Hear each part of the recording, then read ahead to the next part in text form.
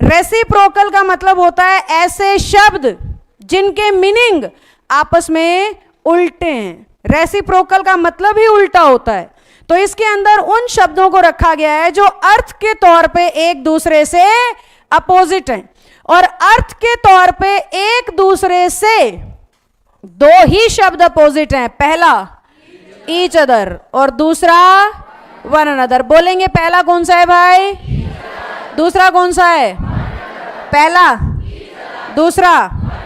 Paper में जैसे ही किसी भी ऑप्शन या क्वेश्चन में ईच अदर वन अनदर दिखे तो तुम्हें समझ में आ जाना चाहिए कौन से प्रोनाउन का एरर है, क्योंकि पूरी इंग्लिश में ये इसके सिवाय कोई और काम करते ही नहीं है। तो जहां भी ईच अदर और वन अनदर आएंगे वो सिर्फ और सिर्फ कौन सा प्रोनाउन होंगे। अब एग्जामिनर क्वेश्चन किस आधार पे बनाता है, एक छोटी सी बात याद रखनी है बस, कि ईच अदर बस वहीं लगाइएगा जहां बात दो लोगों की हो, और वन अनदर वहां लगाइएगा जहां बात दो से। तुम्हें अपनी इंग्लिश की लाइन में ये ढूंढना आना चाहिए कि सब्जेक्ट दो हैं या दो से ज्यादा। अगर वो बात करे दो की तो आंसर चुनना ईच अदर, अगर वो बात करे दो से ज्यादा की तो आंसर चुनिएगा। सपोज मैंने लिखा Radha and Ritu are talking.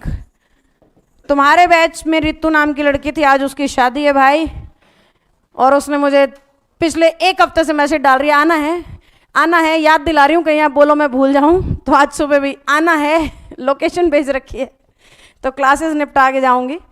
Radha and Ritu are talking to each other. Sentence सही है गलत? क्योंकि बात कितने लोगों की हो रही है, एक राधा और दूसरी, और दो की बात हो तो आंसर क्या लेते हैं।